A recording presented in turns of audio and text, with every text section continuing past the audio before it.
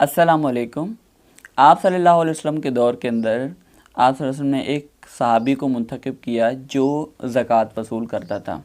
वो मुख्तलिफ़ कबीलों में जाता था और ज़कात वसूल करके बैतुल माल के अंदर जमा कराता था। क्या हुआ कि एक मरतबा वो किसी कबीले के अंदर ज़कात वसूल करने जाता है। जब वहाँ से ज़कात वसूल कर लेता है तो उसे पता चलता है कि साइड में ही एक अल्लाह ताला का, एक नबी करीम सल्लल्लाहु अलैहि वसल्लम का उम्मती रहता है और उसके पास मतलब वो मालदार है। तो उसे कहा गया कि आप वहाँ पर जाएं और उससे ज़कात वसूल करके आएँ।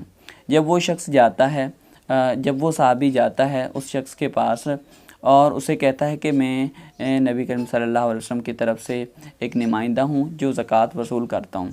उस शख्स ने उस सहाबी को बड़ी जो है ना वो एक इज़्ज़त बख्शी और कहा कि ये मेरी ऊँटनी है और आप इसमें से जो है ना वो जितनी भी ज़कात बनती है तो वो आप ले सकते हैं। उस सहाबी ने उन ऊँटनियों का जो है वो हिसाब लगाया। तो जब हिसाब लगाने के बाद उसमें से जो ज़कात बनती थी वो सिर्फ़ 1 साल का जो है ना ऊँट का बच्चा था। तो जब उस शख्स को बताया गया कि आपकी ज़कात जो है वो सिर्फ़ 1 ऊँट का बच्चा जो है वो बनती है, तो उस शख्स ने कहा कि आप सल्लल्लाहु अलैहि वसल्लम का नुमाइंदा आया है, मैं उसे 1 साल का बच्चा कैसे दूं? मतलब कि मुझे तो शर्म आती है कि मैं 1 साल का बच्चा दूं जो किसी काम का नहीं होता।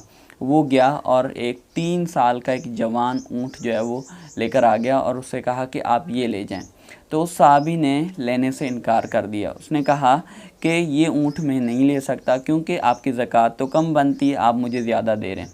वो शख्स चाह रहा था कि आप ले जाएं और जो सहाबी था वो नहीं ले रहा था वो जो है 3 साल का ऊँट। तो ये पूरा मसला आप सल्लल्लाहु अलैहि वसल्लम के पास आया। आप सल्लल्लाहु अलैहि वसल्लम को सारा मामला बताया गया। तो आप सल्लल्लाहु अलैहि वसल्लम ने कहा कि अगर ये शख्स खुशी से दे रहा है तो आप ले लें। अच्छा, अब क्या हुआ कि 1 साल गुज़रने के बाद जब फिर ज़कात का टाइम आया, वो सहाबी फिर जो है ना उस शख्स के पास गया है।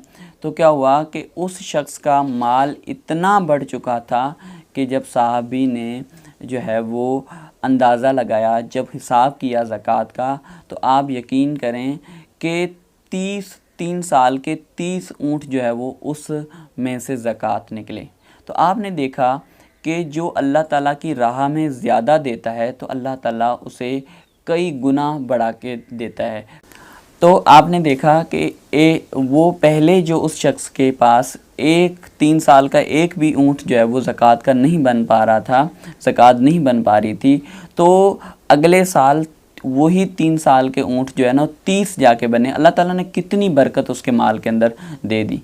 तो अगर हम भी चाहते हैं कि हमारे माल के अंदर, हमारे रिस्क के अंदर बरकत हो तो हम अल्लाह ताला की राह में देना शुरू कर दें। आपने मलक रियाज का जो है वो अगर कहीं इंटरव्यू सुना हो, अगर उसकी कहानी देखी हो, और अगर नहीं देखी तो आप लाजमी देखें। तो उसमें वो पूरी कहानी या पूरा जो कहता है कि अल्लाह ताला ने मुझे जो इतना कुछ दिया है उसका पूरा जो एक पॉइंट, और वो कहता है कि मुझे इस वजह से दिया है कि मैं बांटता हूँ, मैं लोगों को देता हूँ। हत्ता कि ये भी कहा जाता है कि वो कोई भी प्रोजेक्ट स्टार्ट करता है तो उसमें अल्लाह ताला का हिस्सा रखता है और अल्लाह ताला से हिस्सेदारी करता है। तो अगर आप भी अल्लाह ताला से कारोबार करना शुरू कर दें, अगर आप भी अल्लाह ताला से हिस्सेदारी करना शुरू कर दें तो क्या होगा, अल्लाह ताला आपको बढ़ा के देगा।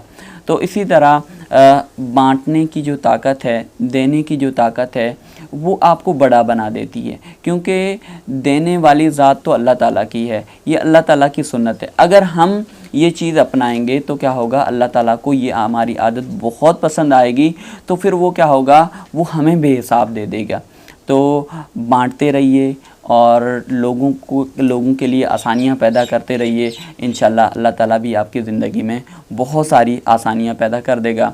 अल्लाह ताला से दुआ है कि अल्लाह ताला आपको, हम और मुझे बांटने वाला बनाए, लोगों की ज़िंदगियों में आसानियाँ पैदा करने वाला बनाए और हमें देने वाला बनाए।